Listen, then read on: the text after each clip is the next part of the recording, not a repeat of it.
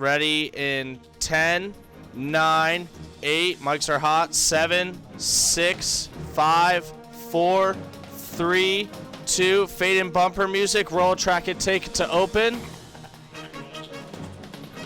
Ready, 2 and 5, 4, 3, 2, 1. Take 2 and cue talent. Potholes are plaguing the streets of Morgantown, causing damage to cars that can add up to big bucks. Now, what does the Morgantown City Council plan to do about it? I'm Kristen Toole. And I'm CJ Harvey. Not many people understand what it's like to live in a third world country, but an event in Morgantown is providing residents some insight right in their own backyard. These stories and more on our special edition of WVU News, The 360 Experience, a newscast shot entirely in 360 video for an immersive broadcast. So that means all of our stories, including our newscast itself, is shot using 360 cameras, so you can control the viewing direction by just dragging the video around. It's a form of virtual reality, and we hope you enjoy it. Potholes are everywhere in Morgantown. The West Virginia rowing team is nearing the home stretch of the season to help change the life of a family in need. A reality check using props. West Virginia Governor Jim Justice brought a pile of cow manure to the state capitol. Why? Well, it was his way of showing he thought the state budget bill was a bunch of BS, and that's why he vetoed it. Justice showed lawmakers what he thought of the $4.1 billion budget by criticizing funding cuts. He also traveled to WVU recently on a Save Our State tour. Reporter Scotty McMorrin was there and has this report.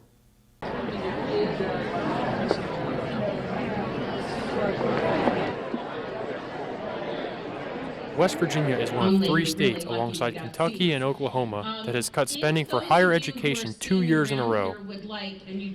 West Virginia Governor Jim Justice says he hopes that former Governor Earl Ray Tomlin's 4.4% proposed budget cuts to higher education across West Virginia isn't a hindrance to education in the state.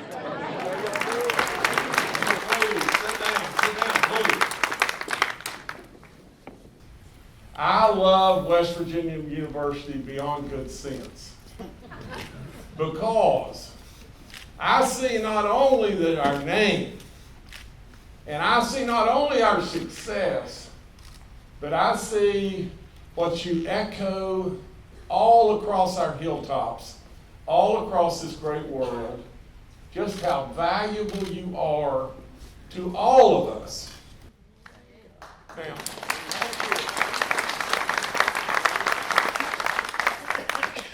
we have to make certain that we are that we're doing the right kinds of things, that we continue to invest in those things that are going to make a difference for West Virginia. I think we look at higher ed all the time and just glean some more off of higher ed. And what's going to happen for that is services are going to go down, or the pass-through of increased tuition is going to come to you. That's just all there is to it. Since the 2007-2008 fiscal year, West Virginia's higher education spending is down by 23%, which is 3% more than the national average of 20%. Okay. Scotty McMorrin, WVU News, Morgantown. That story was shot and produced by members of our 360 team, Chris Scopoletti and Kevin Zhao. With budget cuts and tax increases on the horizon, many communities are concerned about what the future has to offer. But for many immigrants, America is still the land of the American dream. So what is it like to come from a third world country? Well, the Compassion Experience gives an opportunity for residents to step into an impoverished country without ever leaving their own city. Reporter Brianna Parks has that story from Morgantown. This is my favorite place, my Compassion Center. Before I came here, I used to cry a lot. I would cry because my stomach hurt, or because I saw my friends with their dads. But here, there are no tears for me. In just over 2,000 feet of exhibit space, Morgantown residents were able to step into the lives of children living in places like Kenya, Guatemala, and Uganda. During the interactive experience, visitors put on headsets to hear each child's story about living in extreme poverty. More than 1.2 billion people live in extreme poverty on less than $1.25 a day.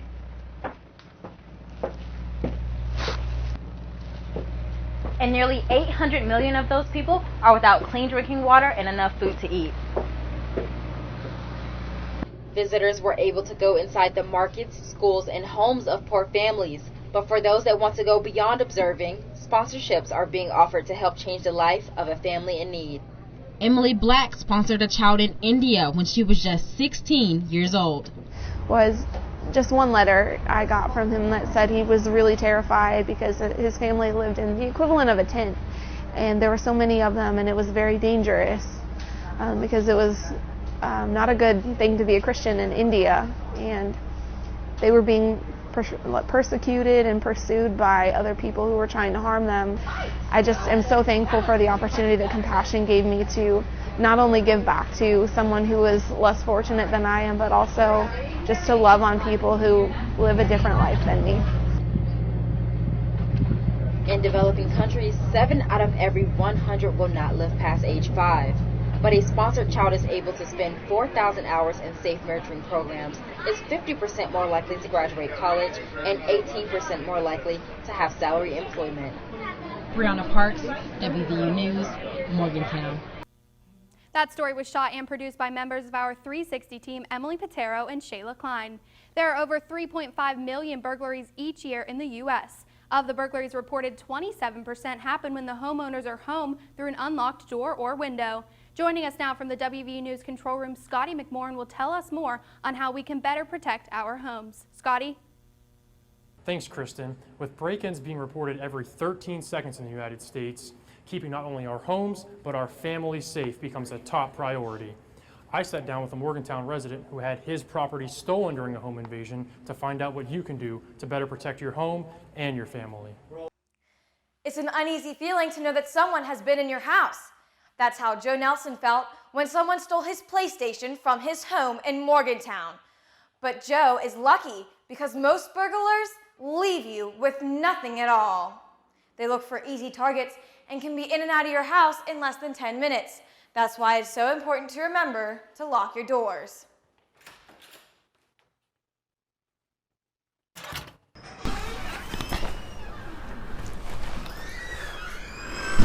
So it was pretty basic. I mean, it was around 9 o'clock.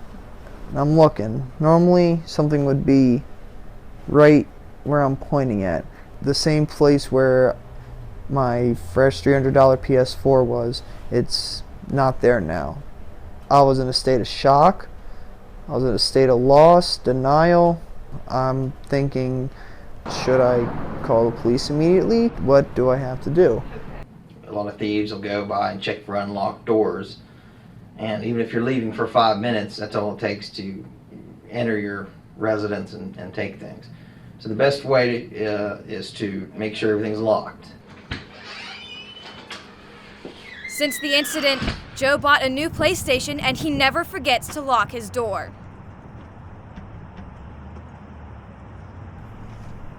Shayla Klein, WVU News, Morgantown. While the majority of break-ins in the U.S. are non-violent, police urge residents to secure all windows and doors, even when leaving for a short time. CJ, back to you in the studio. Thanks, Scotty. That story was shot and produced by Emily Patero and Shayla Klein. Morgantown residents have been dodging, veering, and swerving on the roads, all to avoid those Morgantown potholes that could cost thousands of dollars in damages each year. And that's why I took a look into what is being done to help Morgantown pave its way into the future.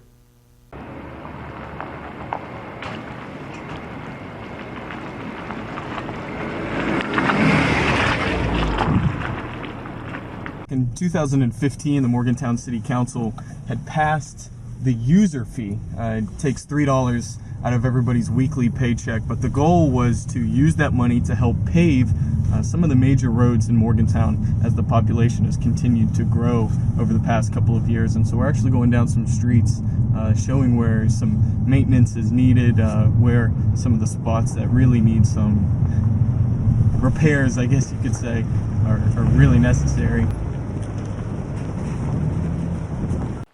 Potholes are everywhere in Morgantown, and depending on the road, they can fluctuate in size because of bad winter conditions. If the temperatures come up and go down, some can get as big as 3 feet wide, and in some cases, 4 inches deep. It's small roads like this that are even impacted because of Morgantown's growing population, which has actually increased by almost 50% in the last 20 years, which is one of the reasons new city manager Paul Brake says it's so vital for the city to update and maintain as many roads as possible in the Morgantown area. So I think there's a lot of careful thought that's put into this of the traffic, the local street paving project to address some local streets that have been ignored and neglected for a long period of time, and to really come up with a good system that we can have a continuous paving program. And so when a street reaches the end of its natural life, that we have the ability to either reconstruct or rehabilitate.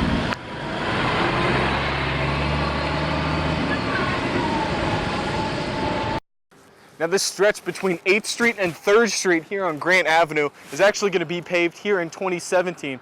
Starting in 2018 though, the city manager's office is going to compile a list of all of the roads that they plan to pave for the next 10 years. The goal is to come up with a consistent cycle between the next 10 and 15 years of which roads need to be paved, but all of that information is actually going to be put on their website for anybody to check out and see when your road is going to be paved. For WVU News here in Morgantown, I'm CJ Harvey.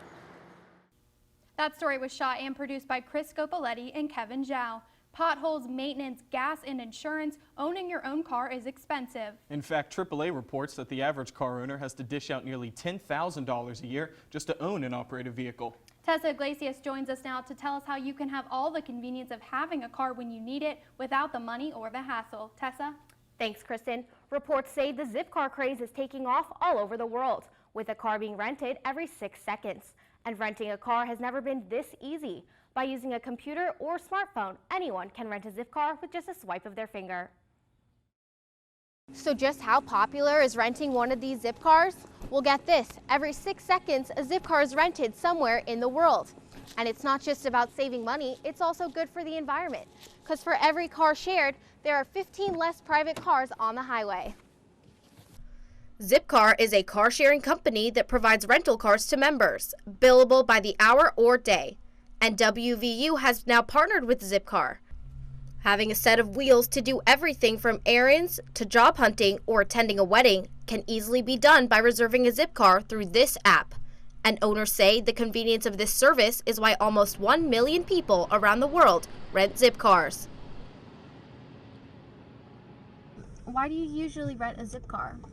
Well, the thing is, I don't have a car, and when I moved here, I tried to get a car, but it was such a hassle. Then I figured out Zipcar is actually pretty practical and pretty cheap too, for especially when you live in Morgantown. It's like I don't need a car most of my days here, so this is a way like to I don't have to pay insurance. I don't have to like buy a car. I can just jump in a car like the Zipcar and just be on my way.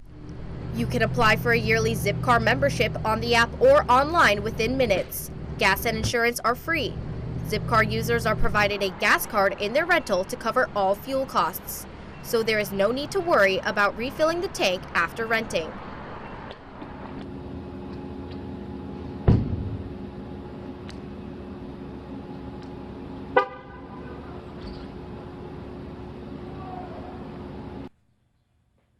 That story was shot and produced by Emily Patero and Shayla Klein. There are Zipcar locations on both the downtown and Evansdale campuses.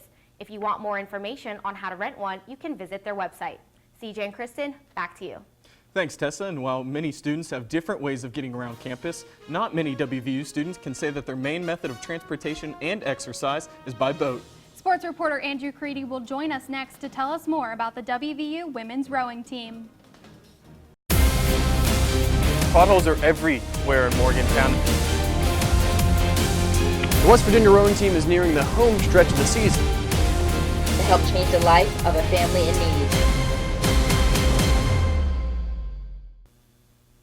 Welcome back to our special edition of WVU News, the 360 Experience, a newscast shot entirely in 360 video for an immersive broadcast. And that means all of our stories, including our newscast itself, is shot using 360 cameras, so you can control the viewing direction by just dragging the video.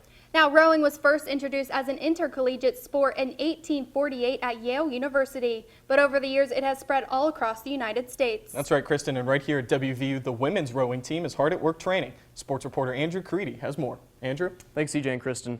The WVU women's rowing team has its eye on a national championship, but first they'll have to achieve consistency. And that can be tough to do in such a physically taxing sport such as rowing. Think about it as playing back-to-back games of basketball. So in order to figure out what was going on with the rowing team, I talked to some team members to see what they do in order to prepare themselves for the big meet.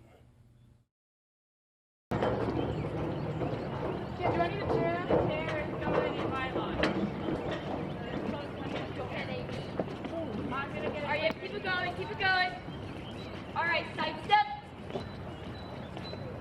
Roll to the water. Ready, roll. Keep it up high, high, high. Push the boat out. And legs.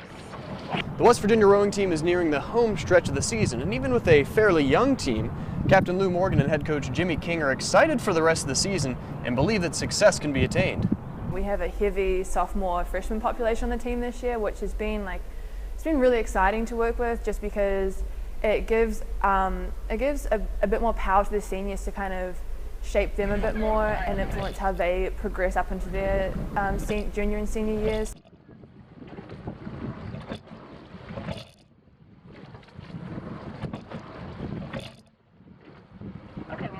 Swing back with Carly, match up with Carly on the drive. You're a little bit behind her. All right, everyone, check your matchups. Check that person in front of you. Make sure we're swinging those backs open together on the drive. The team has several meets ahead, including Duquesne, Temple, the George Mason Invitational, and the Big 12 Championship in Tennessee. And so every weekend of racing, we're looking to make another step forward, take another step forward, building all those building blocks that I talked about earlier, trying to put it all together so that we're at our best speed by the time Big 12 Championship rolls around. That story was shot and produced by Chris Scopoletti and Kevin Zhao. The WVU women's rowing team will be back on the water later this month when they take on teams from Kansas, Virginia, and Duquesne, and hopefully a national championship. CJ and Kristen, back to you. Thanks, Andrew. And that's going to do it for our special edition of WVU News, the 360 Experience. You can visit us online on our website. You can also watch any of our shows on YouTube, and please follow us and our reporters on Twitter. I'm Kristen Toole. And I'm CJ Harvey. Thanks for watching. We'll see you next time. Take credits, take CG. Advance. Advance credits.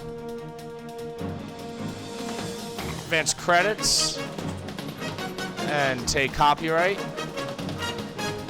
And ready to fade to black and fade out music in 15, 10, 9, 8, 7, 6, 5, 4, 3, 2, 1. Fade to black and fade out audio.